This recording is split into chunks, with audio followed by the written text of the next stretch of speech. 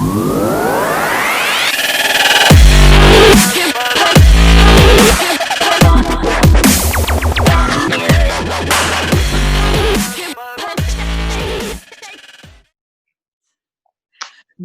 bonjour, vous êtes avec Jenny Jo et aujourd'hui j'ai un invité qui est Alex l'humoriste. Alors, est-ce que tu peux nous dire un petit peu qui tu es et ce que tu fais dans la vie?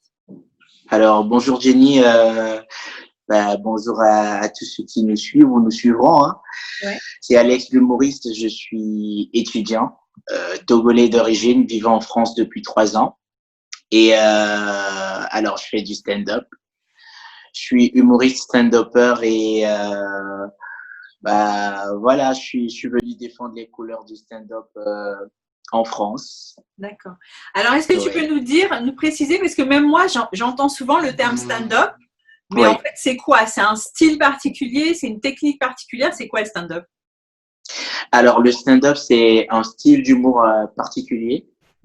Assez récent dans le monde francophone. C'est un style d'humour dans le sens où il est très différent de ce qu'on a l'habitude de voir en France, parce que la France, l'humour français vient d'une base théâtrale, de la comédie, de la scène jouée à plusieurs, des sketchs joués à plusieurs. Par contre, le stand-up, c'est un live en face avec son public. Il y a des questionnements directs, il peut avoir facilement de l'impro et c'est comme un spectacle, c'est comme un concert live, mais assez préparé qui met en scène la seule personne mise en scène, c'est l'humoriste lui qui interagit avec son public. Tout comme je fais une interview avec toi, sauf qu'il a plus d'espace pour parler, mais il peut avoir des dialogues, un petit peu des réactions du public. Donc voilà, c'est né aux États-Unis, hein, c'est né dans les comédie clubs américains. Il y a une forte vague qui est arrivée avec des humoristes français comme Jamel Debbouze, qui ont vraiment adopté ce système dans la francophonie.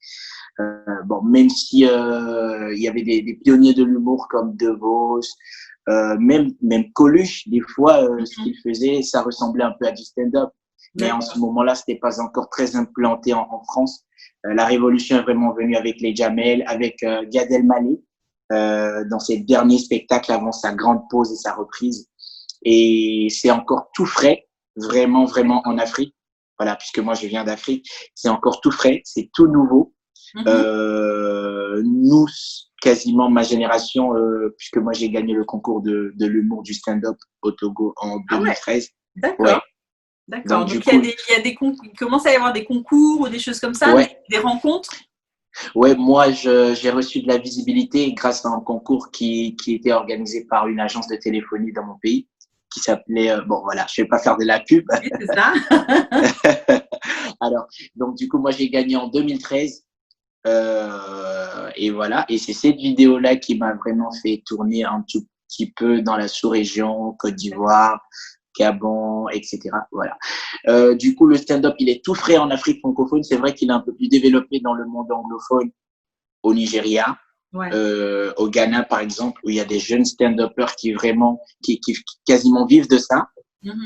C'est maintenant que ça s'implante dans la francophonie, donc voilà, c'est notre combat. C'est pour ça que j'ai vu, je crois que tu fais du stand-up en anglais aussi?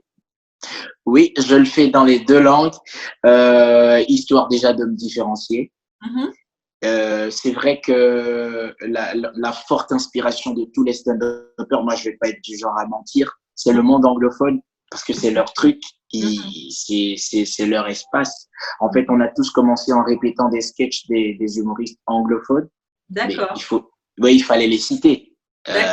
Pour ne pas garder les prises de droit. Donne-moi des noms, parce que j'en connais certains. Il y en a un c'est Kevin. Non, il n'y en a pas un qui s'appelle Kevin. Il y a Kevin Hart. Voilà, Kevin Hart, que tu connais. Peut-être le porte-flambeau aujourd'hui, le plus connu en tout cas aujourd'hui, mais il y en a énormément aux États-Unis, on ne peut pas compter. Il y a Godfrey, il y a le père Bill Cosby. Oui, d'accord. Bill Cosby, qui voilà. Ce que beaucoup ne savent pas, c'est que la plupart des acteurs américains qui sont très connus aujourd'hui dans le monde de Hollywood, du Hollywood comique, sont tous passés par le stand-up. Eddie Murphy, Will Smith, même Jamie Foxx, Dave Chappelle avant le cinéma, Martin Lawrence. Et ils sont tous passés par le stand-up. Donc, c'était un gros tremplin et c'est ce qui se passe aujourd'hui avec Thomas Njijol, avec beaucoup de personnes qui ont commencé avec le stand-up et qui ont atterri dans le cinéma. Voilà. Donc, est-ce que ça veut dire que tu as des velléités de bosser dans le cinéma un jour ou pas? Il y a la petite voix qui parle de temps en temps. Il y a la petite voix. Mais on va faire les choses pas à pas. Pour l'instant, ma passion, c'est le stand-up. C'est vrai que le stand-up demande vraiment de bonnes qualités d'interprète aussi. Hein. C'est un art où moi, en tout cas, je veux mettre une différence. Tu auras l'occasion à la reprise de nous voir au Celebrity parce que moi, je fais du stand-up, mais je mets un peu de rap dedans. Je vais mettre du zouk dedans. Je vais mettre ma culture africaine dedans. D'accord. C'est un monde qui est saturé, donc il faut se démarquer. Voilà. Je comprends, ouais. Et du coup, comment c'est venu cette histoire de stand-up? Comment t'as commencé? Alors, je pense que tout artiste, pour être sincère, dirait que c'est un hasard. Moi, j'étais en classe de seconde et mon collège devait faire une représentation. Voilà. En fait, je profite pour vraiment dire merci à tous ces gens-là pour ce que tu fais déjà comme ça, pour soutenir les jeunes. Je t'ai vu voyager en Afrique, j'ai vu ce que tu as fait, j'ai vu sur ta page, même si j'ai pas laissé de commentaires.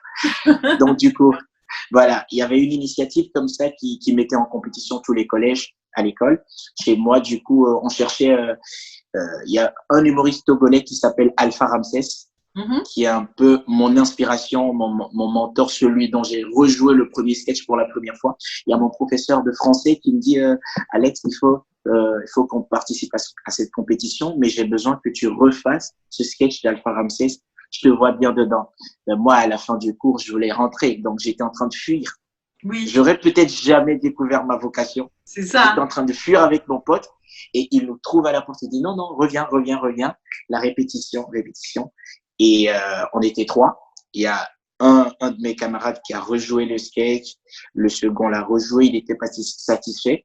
Et je l'ai repris. Il a dit, ah ouais, il y a quelque chose à faire là. Il y a quelque chose à faire. Retourne à la maison, retourne travailler. Et moi, quand je suis retourné à la maison, j'ai rajouté un petit peu de mes épices dedans. Et c'était le vendredi. Le samedi, je l'ai rejoué. Et c'était comme ça. Ça a commencé comme ça. Les gens ont dit, waouh, mais toi, c'est différent. Parce qu'au Togo, il y avait beaucoup plus de duos comiques, des équipes, des sketchs. Il n'y avait pas vraiment de stand-up en français. Maintenant, il y en a. Il y a mes camarades qui sont très, très forts dedans. Je profite pour faire leur promo si tu acceptes. Hein. Oui, bien sûr. Il y a le professeur Abawe. Il y a un duo qui s'appelle Tabala. Ils ont tous des noms de chez nous pour représenter notre culture.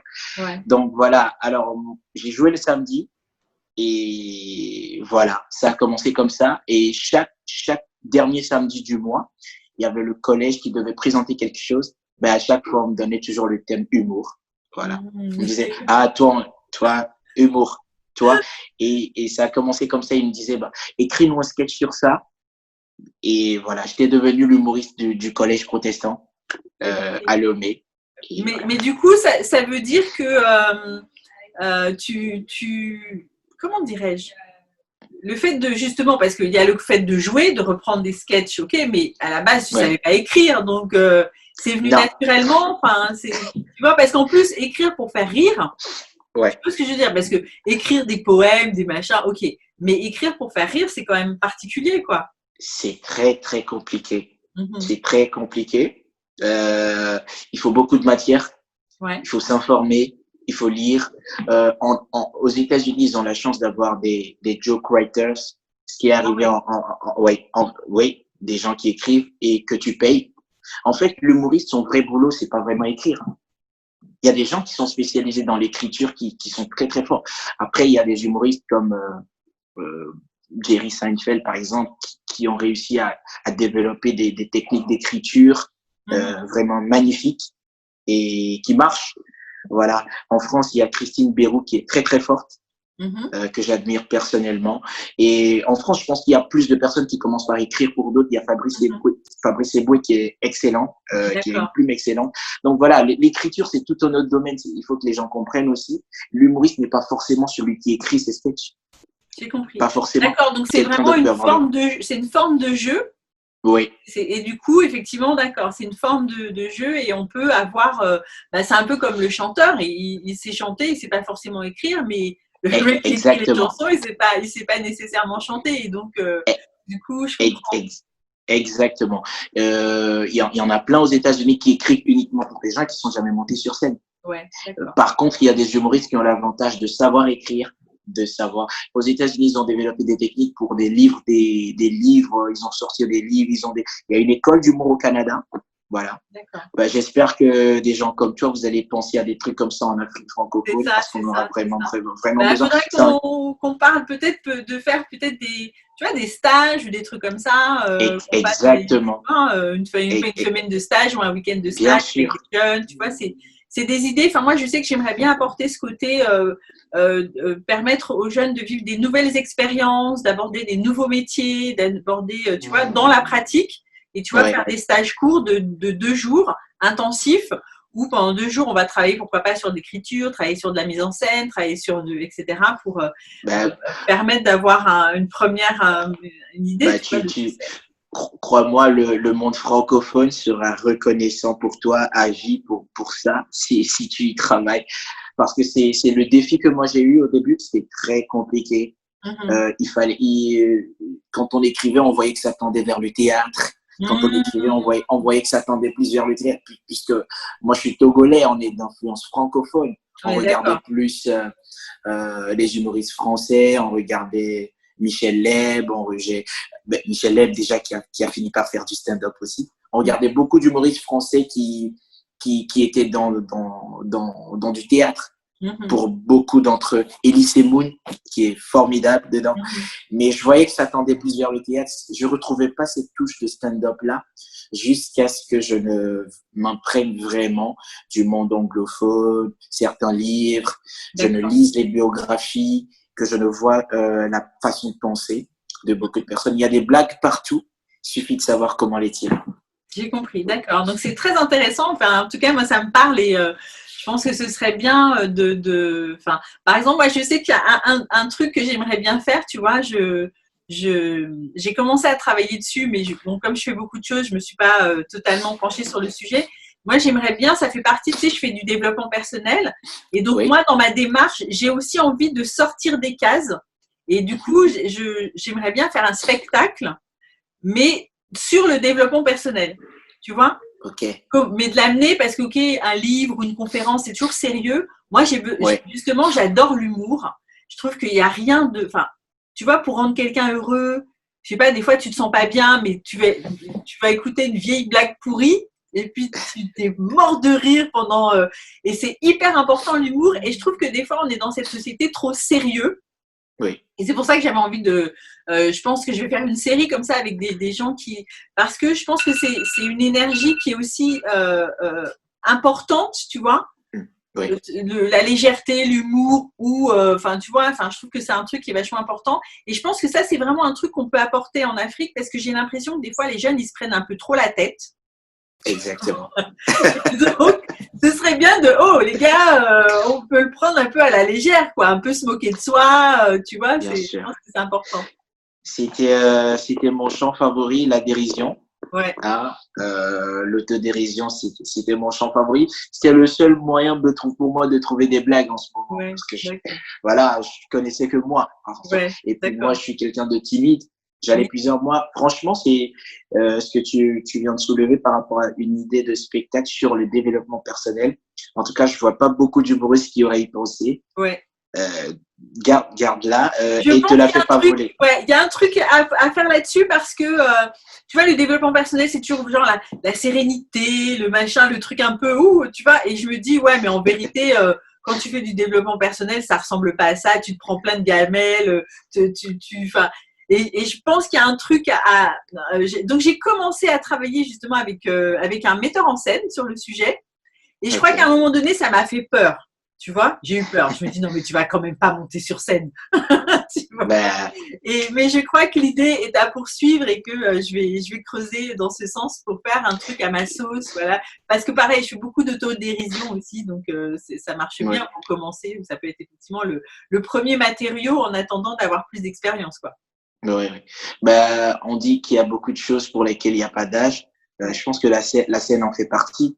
totalement, totalement. La scène en fait partie. Moi, je pensais pas scène à ma vie. Hein. Je pensais pas scène. Puisque je viens d'une famille, quand on a dit à ma mère déjà que j'étais sur scène, que j'avais joué, moi j'avais joué à Miss Togo en 2014, Ouais. le concours de beauté national. Elle vivait en France et elle recevait des appels. Elle dit mais il parle pas, ça métamorphose, ça transforme la personne. Ouais, C'est c'est un ça. aspect de moi que même moi j'arrive pas à reconnaître. Je comprends. Tu vois. D'accord. Ouais, je Et comprends. c'est bizarre. J'adore le stress. Je comprends. Non, mais c'est la sensation d'adrénaline. Je te comprends totalement. Je comprends complètement. Et du coup, est-ce que tu as profité peut-être de la période de confinement? Est-ce que tu fais des trucs en ligne? Tu fais des petits spectacles? Tu fais des trucs comme ça ou pas? Alors, je suis un peu de nature à surprendre. J'ai pas écrit un seul sketch. D'accord. Je suis en train de lire. D'accord. Ok. Je lis plus. Je travaille avec une équipe qui s'occupe de mes réseaux sociaux. On va commencer par faire des tournages de gags. J'en ai écrit, mais Ouais. j'ai rien joué. J'ai pas fait de live. D'accord. Non, je préfère laisser la vague tomber et relancer toute la machine comme il faut. Je fais un travail sur moi. J'écris des vannes. J'écris des vidéos à tourner. J'attends juste le déconfinement pour déconfiner les blagues. J'ai compris. Ok, ben en tout cas, c'est très sympa de nous avoir consacré un petit peu de temps. Donc, comme je Je t'ai t'en dit, tu prie. vois, en grande partie, ce petit échange, ça s'adresse aux jeunes de notre communauté. Tu vois, l'idée, c'est de leur montrer qu'il y a différents parcours. Tu vois, toi, tu es plutôt un garçon timide, Ouais, tu n'as jamais envisagé de faire ça, puis d'un seul coup, tu te trouves une vocation et ta vie, elle change. Et c'est un peu le message que je voulais faire passer. Donc, c'est vraiment bien ton expérience. C'est que on n'est pas prédestiné à quelque chose, on n'est pas non, programmé pour quelque chose. Je pense qu'il faut saisir, voilà, peut-être des choses de la vie, du hasard, oser c'est vrai. sortir un peu de choses. Et moi, en tout cas, c'est le message que je voudrais faire passer, c'est que on a vraiment en nous tout un tas de potentialités qui sont parfois inconnues, insoupçonnées, et que Exactement. on ne sait jamais quand ça sort. Comme tu dis, il n'y a pas d'âge, ça peut sortir Non, jeune, ça peut sortir dans 20 ans ou 30 ans, mais en tout cas, l'idée, c'est toujours de se dire, enfin, c'est possible. On peut faire et être quelqu'un qui est peut-être différent de ce qu'on pensait être. là, c'est ce que je dis. Hein. Il y a des gens qui vont choisir et il y a des gens qui vont se laisser choisir par Mhm, l'art. Il y a des mhm, gens qui vont choisir. Il y a des gens en fait, c'est vrai que lorsqu'on a des prédestinations naturelles, c'est plus facile. mhm, C'est mhm. plus facile, ça va plus vite. Oui, c'est ça. Mais crois-moi, on peut s'en gérer dans nos gènes tout ce qu'on veut faire. On C'est peut, ça. on peut ne pas être né humoriste, mais le devenir à force de travail et être très très brillant. Il y en a plein aux États-Unis comme ça. Ouais, Il y en a en France qui sont comme ça. ouais, ouais, ouais. Je Voilà, sais. juste Ok. voilà. Donc En tout cas, c'est en tout cas voilà la démarche de dire foncez. Regardez bien oui, sûr le travail d'Alex parce que je suis sûre que ça peut vous inspirer. En tout cas, je te remercie de m'avoir consacré du temps. J'ai hâte de voir tes nouveaux spectacles. N'oublie pas de me prévenir hein, dès que ça sort. je te Enfin, prie. tes Tu nouveautés, dès que sais, tu sors des vannes et tout. t'inquiète pas, Ça va tu être seras bon. prévenu. Il y aura des trucs sur le Bénin, t'inquiète pas. Génial. Bon, bah, j'attends ça. Ça va faire du bien. Je te remercie. Je te souhaite une bonne journée. Je te dis à très bientôt. Merci à toi.